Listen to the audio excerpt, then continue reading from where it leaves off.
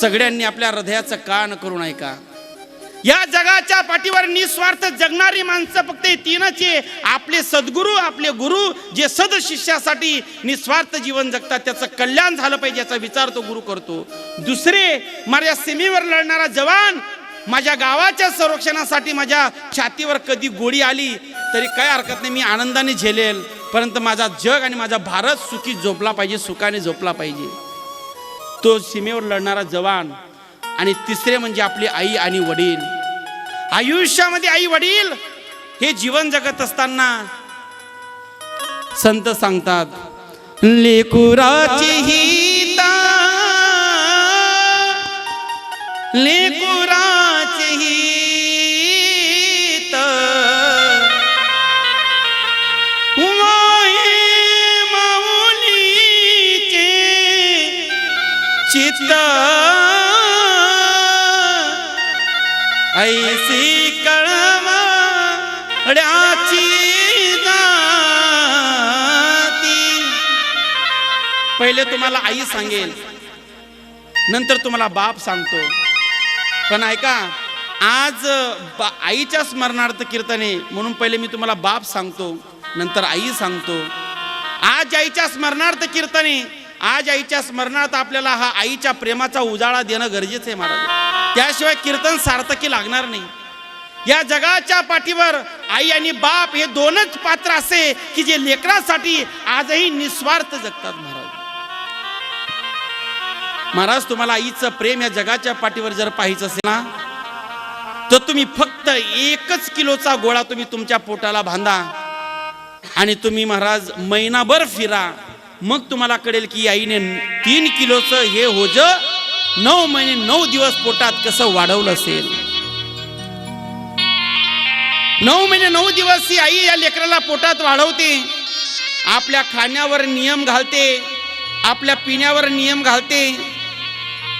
माझ्या लेकराला कुठल्या गोष्टीचा त्रास होऊ नये म्हणून जास्त तिखट खाणार नाही, गोड खाणार नाही. 9 महिने स्वतःच्या जीवनाचा त्याग करते. त्या खाण्यापायी तिला वॉमिटिंग होईल, त्रास होईल, त्याचा विचार करत नाही. महाराज, ज्यावेळेस डिलिव्हरी करायची वेळ येते त्यावेळेस डॉक्टर सांगतो, ताई, परिवाराला सांगतो की या ताईचं नॉर्मल डिलिव्हरी होऊ शकत नाही, हिचं पोट फाडावं लागेल, सिजर करावं लागेल, तरच हे बाळ सुखरूप जन्माला येईल. त्यावेळेस त्या आईला विचारलं जातं काय करायचं सांगा. त्यावेळेस ती आई काय म्हणते, महाराज, डॉक्टर साहेब काळजी करू नका, माझं पोट फाडलं तरी चालेल, मी मेली तरी चालेल, परंतु माझं लेकरू हे सुखाने जिवंत व्यवस्थित जन्माला आलं पाहिजे. महाराज, साधा बोट कापला तरी वेदना होतात, पण लेकराच्या सुखासाठी, लेकराच्या जन्मासाठी स्वतःचं पोट फाडायला सुद्धा मागे पुढे विचार करत नाही. ती फक्त माय असते. हा मायचा आणि हा आईचा त्याग असतो. महाराज, ती आई आईचं पोट फाडत असताना त्या डोळ्यासमोर पाहते, पण लेकराच्या जन्माचा आनंद म्हणून सगळं दुःख विसरते आणि स्वतःच्या जीवावर उदार होऊन त्या लेकराला पोट फाडून जन्माला घालते. ती फक्त आपली माय असते, ती फक्त आपली आई असते. हे आईचं प्रेम आहे महाराज या जगाच्या पाठीवर. महाराज, घार हिंडे आकाशी पण चित्त तिचे पिलापाशी.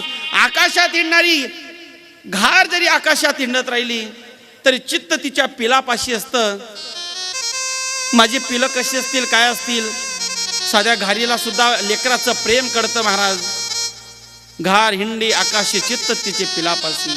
मळ्यात राहणारी एखादी गोमाता मळ्यात राहत असेल, वासरू घरी असेल, वासराला जर भूक लागली तर तिला तिथे पाण्यात सुटतो. माझ्या लेकराला भूक लागली म्हणून धावत धावत येते, लेकराला पाजते, ती आई असते महाराज.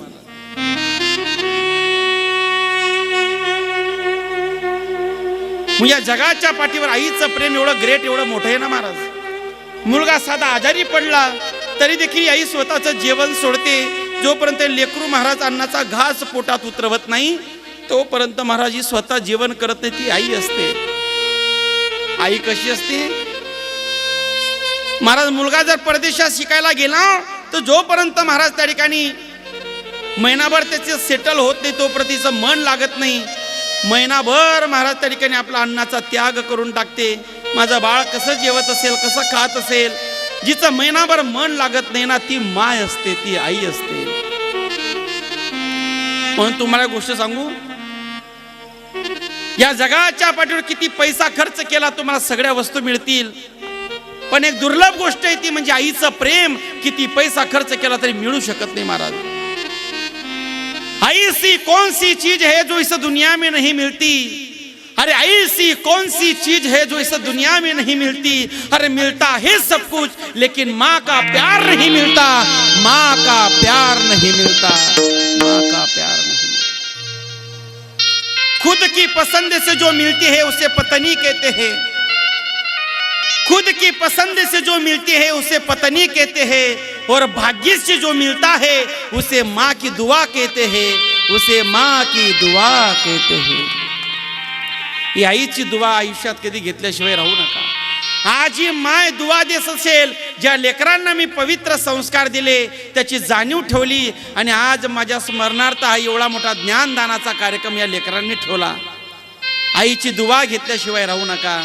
ऐका, जी डोळे उघडे ठेवून प्रेम करते तिला प्रियसी म्हणतात. ऐका, जी डोळे उघडे ठेवून आपल्यावर प्रेम करते तिला प्रियसी म्हणतात. जी डोळे वटारून आपल्यावर प्रेम करते तिला बायको म्हणतात. आणि जी डोळे झाकून आपल्यावर प्रेम करते ना, तिला आपली माय म्हणतात. तिला आपली माय म्हणतात. हे आईचं प्रेम या विश्वाच्या पाठीवर खूप महान, खूप ग्रेट आहे महाराज. म्हणून आयुष्यामध्ये आईच्या बाबतीत तुम्ही त्या आईला जर म्हटलं ना, आई माझ्यासाठी तुझं काळीज मला पाहिजे, कुठलाच मागचा पुढचा विचार केला नाही. आपल्या लेकरासाठी स्वतःचं काळीज काढून द्यायला ही जगाच्या पाठीवर कोण असेल तर ती आपली आई असते.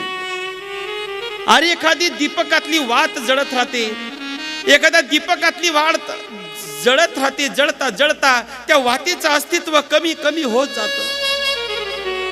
ते अस्तित्व कमी कमी होत जातं. एक दिवशी तो दिवा त्या वातीला म्हणतो, वातीताई वातीताई तू एवढी का ग जळतेस, एवढी जळू नको ग, तुझ्या जळता जळता अस्तित्व संपून जाईल. त्यावेळेस दिव्यातल्या जळणाऱ्या वातीने काय सांगावं माहिती, दिव्यातली जळणारी वात म्हणते, दिवा दादा आज जरी मी जळत असली, आज जरी मी जळत असली, पण जळण्यामुळे, माझ्या जळण्यामुळे जर या जगाला प्रकाश मिळत असेल, त्या जगाच्या प्रकाशाच्या सुखासाठी, आनंदासाठी मी जळायला तयार आहे. स्वतःचं आयुष्य जाळून टाकते पण जगाला प्रकाश ती वात देते. तशी आपली आई असते, स्वतःचं आयुष्य जाळून टाकते पण लेकराच्या जीवनामध्ये सुखाचा, आनंदाचा प्रकाश निर्माण करते. ती फक्त आपली माय असते आणि ती फक्त आपली आई असते. आई असते. महाराज आईचं प्रेम सांगू, लेकरू जर शाळेत गेल्यानंतर शाळेतून थोडं 15 मिनिटं जरी उशीर झाला ना, तरी कावरी बावरी होणारी या जगाच्या पाठीवर फक्त ती आपली माय आहे, आपली ती फक्त आई आहे. या जगाच्या पाठीवर लेकराच्या थोडं बोट देखील कापलं गेलं तरी हळदीचं पावडर का चहाचं पावडर लावू कासावीस होणारी ती फक्त माय असते. आई माझी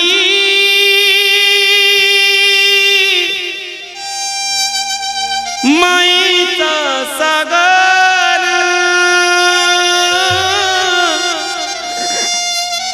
दिला तिने जीवना आकार हो,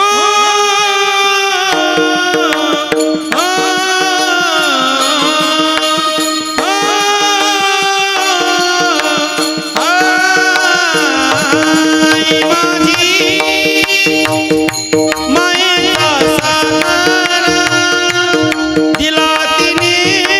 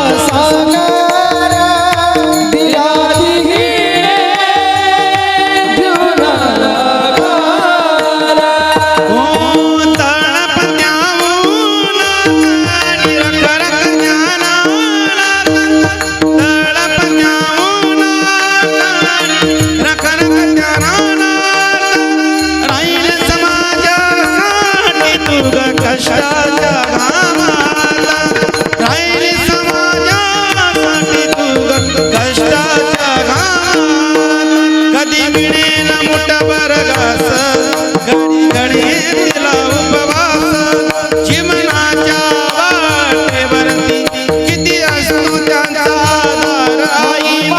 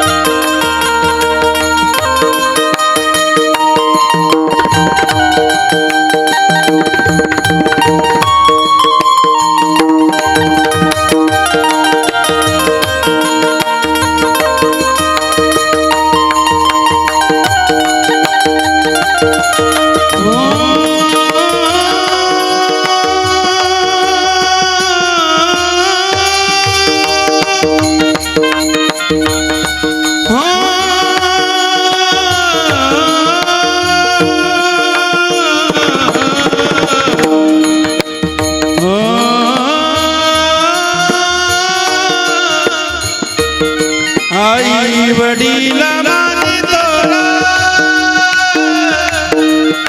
काय सांगू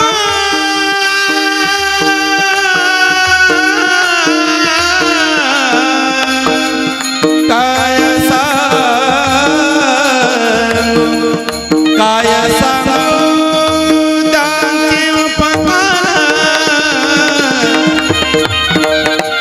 काय सांगू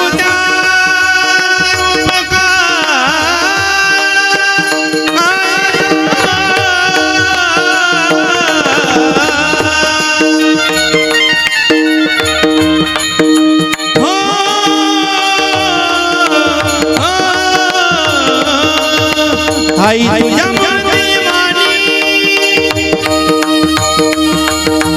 आई तुझ्या मानी या जगाती नाही अनमोल जन्माला अनमोल जन्माला हो बाळपणी खेळत होतो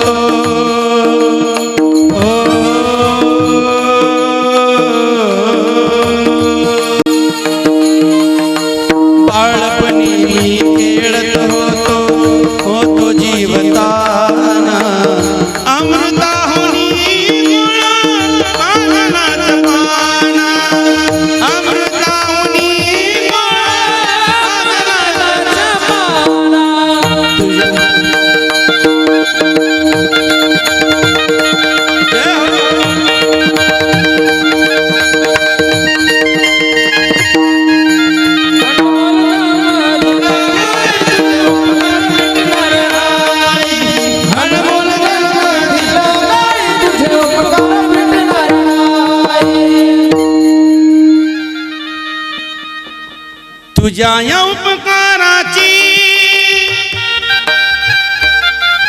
कधी जाणीव झाली नाही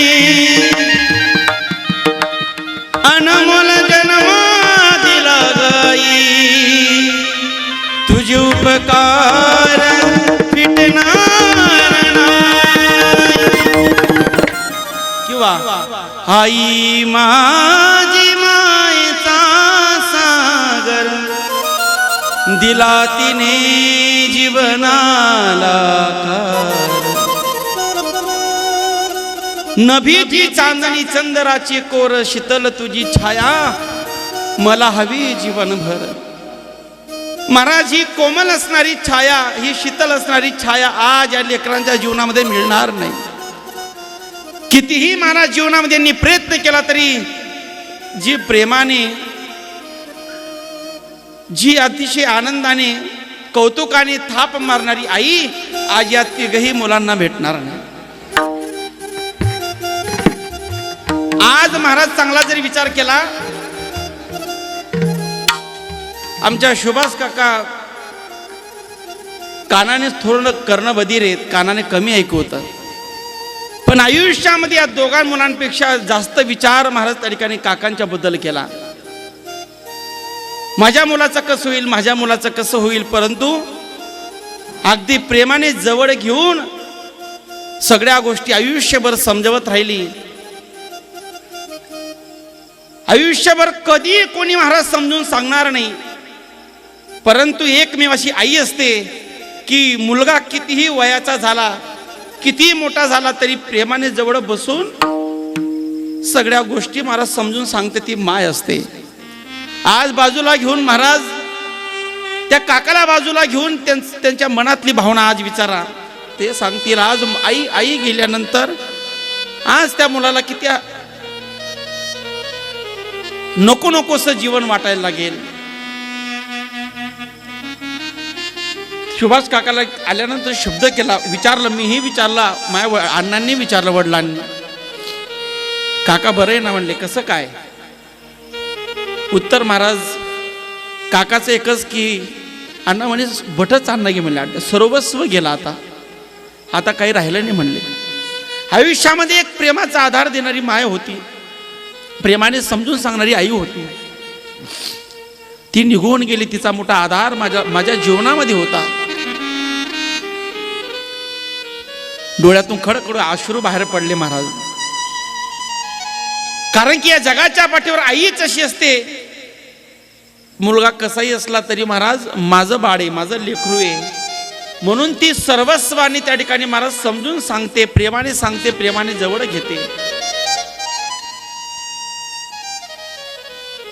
तिघही मुलांना महाराज तेवढंच प्रेम दिलं बरं का, असं नाही.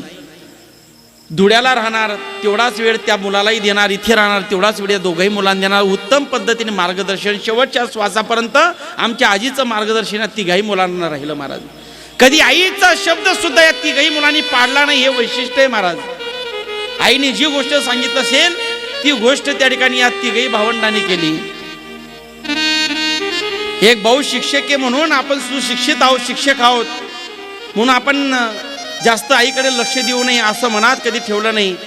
बापाचे संस्कार होते महाराज, तेवढंच प्रेमाने त्यांनी सांभाळ केला. तिघही भावांनी अगदी सर्व परीने सांभाळ करण्याचा प्रयत्न केला. आईला शेवटच्या आजारपणामध्ये सुद्धा तेवढंच महाराज तिघा भावांनी, नाही भावांनी तर ठीकच, पण तिघही सुनांनी, सून तुम्हाला सांगू, आमच्या या तिघही काकू आजीच्या ठिकाणी सुना म्हणून कधी राहिल्या नाही, या तिघी लेकी म्हणून राहिल्या. सुना म्हणून राहिल्या असतं तर आमची आजी कधीच निघून गेली असती. या तिघींनी लेकी म्हणून सांभाळ केला म्हणून एवढं आयुष्य आमची आजी जगून गेली. तेवढंच आमच्या काकूंचं, या तिघही काकींचं कौतुक केलं तेवढंच कमी महाराज. हे त्यांच्या घराचे आई वडिलांचे संस्कार होते महाराज. म्हणून शेवटच्या श्वासापर्यंत यांनी यांच्याकडून सेवा घडवून घेतली. पण आज ही आई निघून गेली. ही आई निघून गेल्यानंतर आज त्या लेकरांना विचारा, त्या सुनांना विचारा, त्या नातवंडांना विचारा, आयुष्यामध्ये या ममतेची छत्रछाया हरवून गेल्यानंतर काय त्रास होतो. 42 डिग्रीच्या उन्हामध्ये उभा राहिल्यानंतर जेवढं सावलीच्या झाडामधून आधार मिळतो ना, तेवढा आधार आईच्या छत्रछायेखाली राहणार असतो. आता ही सगळी ती छत्रछाया निघून गेली महाराज. आईचं प्रेम या विश्वाच्या पाठीवर खूप ग्रेट आहे, खूप महान आहे. म्हणून तुम्हाला कीर्तनातून जात होता एकच म्हणजे की आई वडिलांची सेवा ही शेवटच्या श्वासापर्यंत उद्यावरही विनंती. शेवटच्या श्वासाला कधी त्यांचे हाल होतील असा कधीच जीवनामध्ये प्रयत्न करू नका महाराज. तुम्ही लहानपणी तुमची सगळी महाराज विष्ठा घाण आवरली, लक्षात आलं, तर त्यांच्या म्हातारपणी तुम्ही ते कितीही घाण करत असेल तरी त्यांचं महाराज त्या ठिकाणी तुम्ही उपकाराची उतराय म्हणून सगळं आवरा, मागं पुढे विचार करू नका. आणि जर शेवटच्या श्वासाला जर महाराज आपले आई वडील जर महाराज आपल्याला बददुआ देऊन जर निघून गेले ना, तर शेवटच्या श्वासापर्यंत कधी तुमच्या संसाराचं चांगलं होणार नाही, एवढं मात्र लक्षात घ्या. हा, शेवटच्या श्वासापर्यंत आपण आपल्या आई वडिलांची सेवा करा. आज आमच्यासारख्या कीर्तनकारांना सांगण्याची वेळ आली. पण या जगामध्ये एवढा स्वार्थी जीव झालाय महाराज, एवढा नालायक जीव झालाय. अरे जगाची उपकाराची जाणीव ठेवली आहेत काय? ज्या आईने ज्या बापाने जन्माला घातलं त्यांच्या सुद्धा उपकाराची जाणीव आजच्या पोरांना राहिली नाही. आज मोठे मोठे वृद्धाश्रम निर्माण व्हायला लागले आणि त्या वृद्धाश्रमामध्ये आई वडिलांना कोंबायला लागले. लोक म्हणतात भारत देश खूप सुधारला म्हणले. मी तुम्हाला सांगतो माझा भारत देश अजून खरोखर सुधारलेला नाही. माझा भारत देश खरोखर तेव्हा सुधरेल जेव्हा या भारतातले वृद्धाश्रम बंद होतील. तेव्हा मी समजेल की आज माझा भारत देश खरोखर सुधारला, सुशिक्षित झाला. हा तो माझा भारत देश की ज्या देशामध्ये तो श्रावण बाळ आपल्या खांद्यावर आई बापांना घेऊन जातो आणि 4 धामांची यात्रा घडून आणतो. हा तो माझा भारत देश आहे की आजही 28 युगापासून तो पुंडलिक आई वडिलांचे पाय दाबतोय. आणि महाराज माझा पांडुरंग भेटीसाठी आलाय. विठेवर उभं केलं. माझ्या आई वडिलांची सेवा संपेल तेव्हा तुझ्याकडे येईल देवा, इथं विठेवर उभं राहा. 28 युग झाली तो पांडुरंग तसाच उभा आहे आणि माझा पुंडलिक सेवा करतोय. या सेवाधारी भारतामध्ये मुलगा एवढा नालायक झाला कधी महाराज? लाखो रुपयाच्या बंगल्यात राहतो आणि वडिलांना वृद्धाश्रमात ठेवतो.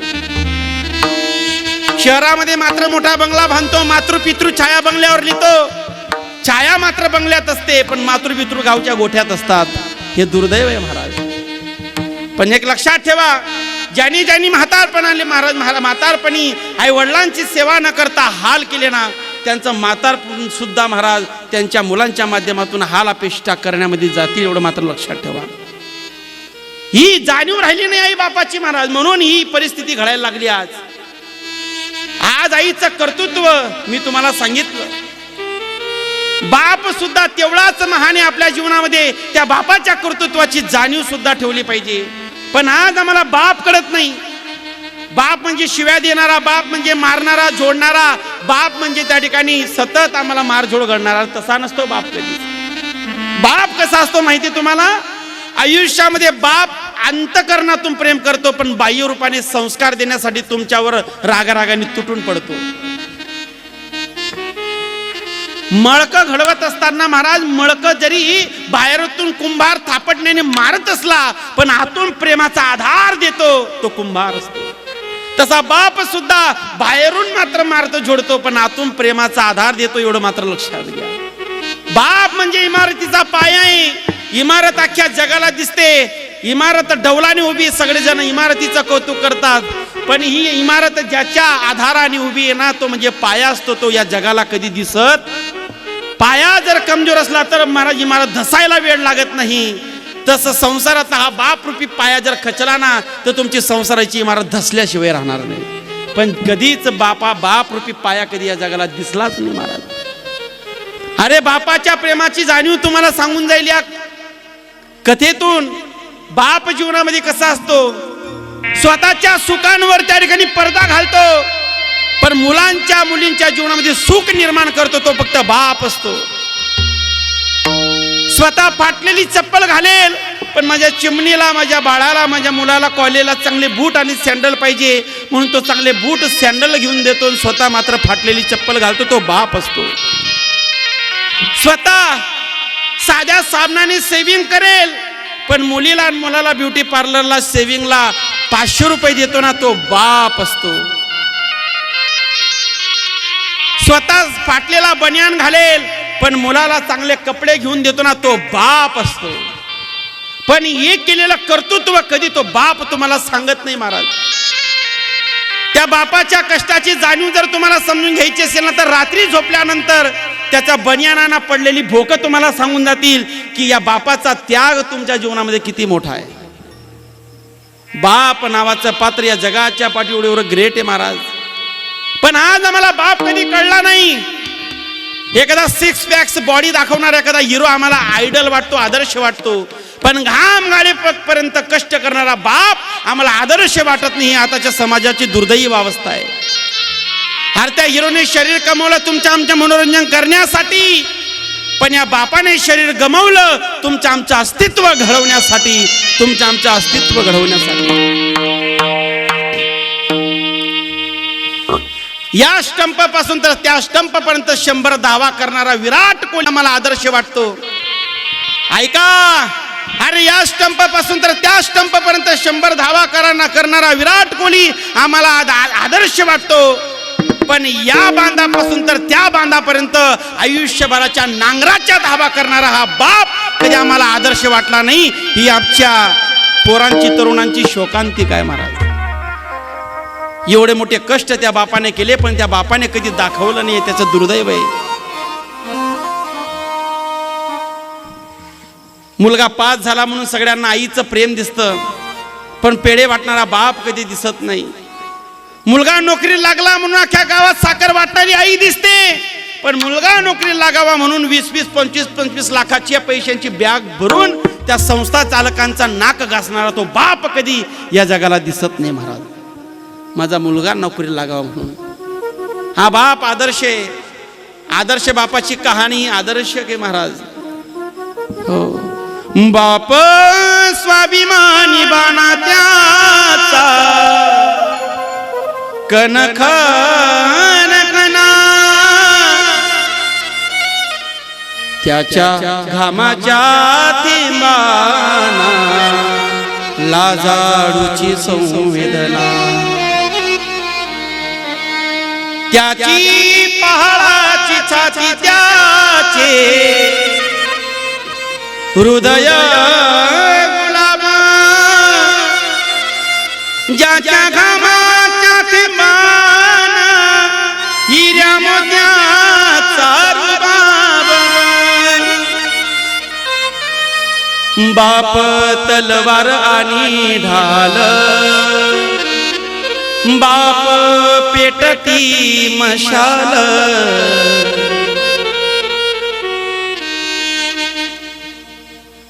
बाप तलवार आणि ढाल,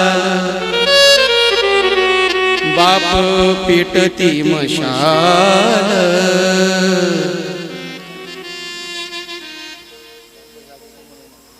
बाप जागतो म्हणून घर झोपती खुशाल, बाप घराचा तो पाया, आई कळस त्यावन खचतो न जेवा पाया, तेव्हा कोसळते घाना. आयुष्यभर कधी न रडणारा बाप मात्र एक दिवशी रडतो महाराज. कधीच रडत नाही महाराज बाप, पण एक दिवस असा उगवतो त्या दिवशी महाराज ढाय मगून डसा डसा रडल्याशिवाय राहत नाही. तो दिवस म्हणजे ज्या दिवशी लेक सासरी जायला निघते ना. अरे किती कर्ज झाले, किती त्रास झाला, किती अडी अडचणी आल्या, तर कधी खचणार नाही, कधीच रडणार नाही महाराज. किती दुःख आलं तरी रडणार नाही. पण फुलासारखी वागवलेली लेक ज्या दिवशी सासरी जाते ना महाराज, त्या दिवशी महाराज एका कोपऱ्यात बसून डसा डसा रडणारा मात्र एकमेव तो बाप असतो. ती लेक त्या बापाला येऊन घट्ट गड्याला मिठी मारते, बाबा काळजी करू नका, तुम्ही वेळेवर खात चला, वेळेवर तुम्ही त्या ठिकाणी औषध घेत चला. सातत्याने महाराज बापाची विचारपूस करणारी या जगाच्या पाठीवर कोण असते? तो बापच असतो, ती लेकच असते. तुमचा आठवणा महाराज महिला मंडळ, तुमचा बाप ज्या दिवशी तुम्ही सासरी जायला निघाल्या त्यावेळेस महाराज त्या ठिकाणी ती आई जवळ लेक येते, सांगते आई माझ्या बापाशी भांडते बरं तू खूप. माझा बाप जर त्या ठिकाणी जेवण सोडतो बाजूला जाऊन बसला तर तो दिवस खात नाही. तुला विनंती आहे माझ्या बापाची आजपासून भांडण करू नको, कारण मी असताना माझ्या बापाला हाताने खाऊ घालायची. आज मात्र या ठिकाणी मी निघून चालली. माझ्या बापाला सांभाळ बर. माझा बाप म्हणजे पाण्याचा बुडबुड आहे, माझा बाप म्हणजे काचेचा तुकडा आहे, कधी फुटेल सांगता नाही. प्रेमाने सांगणारी या जगाच्या पाठीवर फक्त काय असते महाराज? एकच असते, ती म्हणजे लेक. म्हणून लेकीसाठी बापाचं गाव नेहमी माहेर का असतं माहिती महाराज? एकच कारण असतं महाराज, लेकीसाठी बापाचं गाव माहेर याच्यासाठी असतं की लेक ज्यावेळेस माहेरी जाते बापाच्या घरून कधी देखील रिकाम्या हाताने परतत नाही महाराज. रिकाम्या हाताने गेलेली लेक पुन्हा महाराज परतत असताना कधी रिकाम्या हाताने परतत नाही. तो बाप काही ना काहीतरी पिशवीमध्ये टाकून देतो, सांगतो बाबा बाळा हे घेऊन जा बरं माहेरचं प्रेमाचं. ज्या गावामध्ये लेकीला सतत आहेर दिला जातो ना त्या गावाला मात्र माहेर म्हटलं जातं, त्या गावाला मात्र माहेर म्हटलं जातं. आणि ही माहेराची गोष्ट या जगाच्या पाठीवर खूप महान आहे महाराज. म्हणून जिजू जिजू संसाराचा गाळा हाकला, उरामंदी माया त्याची आळ्या मेघावानी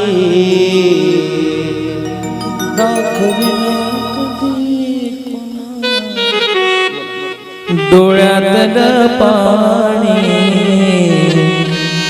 जिजू जिजू संसाराचा गाडा घातला वटामंदी हासू जरी कणावाकला गडीभर थांब जरा ऐक त्याची धापर गडीभर थांब जरा ऐक त्याची धापर लही अवगड हाय गड्या उमगाया बापर उमगाया बापर उमगाया बापर उमगाया बापर मुखी मुखी माया त्याची मुखी घालवेल लेकराच्या पायी उभा जन्म उदळेल आधाराचा बळ जणू वाकल आभाळ त्याच्या आईना पाचोळा जिन रान माळ गडीभर थांब जरा ऐक त्याची थापर लही अवगड हाय गड्या उमगाया बापर उमगाया बापर उमगाया बापर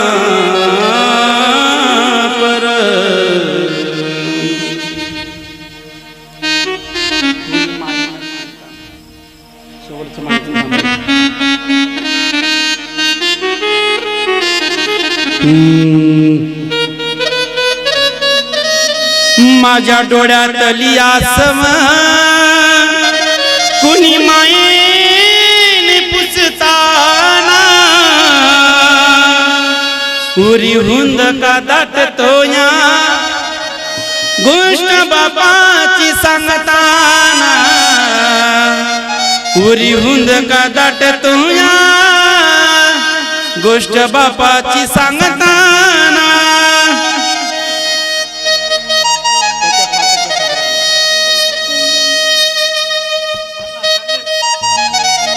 होत्या त्या फाटक्या ससऱ्याला जसं ठिगण लावलेलं उभ्या आयुष्याला त्यानं कशी कातर लावलेली मला कसंच होत या कोणी बाबा म्हणताना मला कसंच होत या कोणी बाबा हुरी हुंड दाटतो या गोष्ट बापाची सांगताना माझ्या डोळ्यातलं सम कोणी मायेने पुसताना माझ्या डोळ्यातलं सम कोणी मायेने पुसताना हुरी हुंड दाटतो या गोष्ट बाबाची सांगताना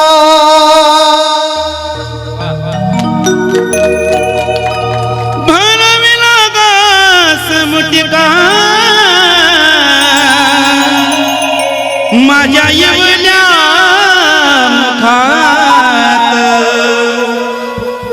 बनविला घास मुठीका माझ्या येवल्या मुखात त्याच्या जलम कष्टाचा पण सदा मी सुखाता त्यानं बघतली सपन मना काढताना त्याच्या बघितली सपन पालाऊसाचा काढताना उरी हुंद का दाटतो या गोष्ट बाबा उरी हुंद का दाटतो या गोष्ट बापाची सांगताना. बापाचं कर्तृत्व किती सांगितलं तरी कमीच आहे, आईचं कर्तृत्व किती सांगितलं तरी कमीच आहे. आपली वेळ या ठिकाणी संपलेली आहे. आईच्या आणि बापाच्या प्रेमाच्या जीवनामध्ये थोडा उजाळा घालण्याचा मी काम केलेलं आहे. या कीर्तनातून महाराज तुळशी जनजागृती जरी झाली, शेवटच्या घटिकेला आई बापाची सेवा जरी झाली तरी आपलं कीर्तन केल्याचं सार्थक या ठिकाणी लागलं असं मी समजेल. म्हणून बापाच्या प्रेमाचं कष्टाची जाणीव खूप मोठी आहे, आईच्या प्रेमाची जाणीव खूप मोठी आहे. फक्त आई आणि बाप त्यांचं केलेलं कर्तृत्व तुम्हाला सांगून दाखवत नाही म्हणून त्यांचं महत्त्व आपल्याला समजत नाही. परंतु या आईच्या स्मरणार्थ याईच्या निमित्ताने आपण सर्वांनी त्या आईच्या आणि बापाच्या प्रेमाची जाणीव ठेवूया आणि त्यांची सेवा आपल्या जीवनामध्ये घडवून घेऊया. सर्वांनी मांड्या वाळायच्या आहे, हाताने टाळी आणि पवित्र मुखाने त्या भगवंताचं नामचिंतन घ्यायचंय. विठोबा रखुमाई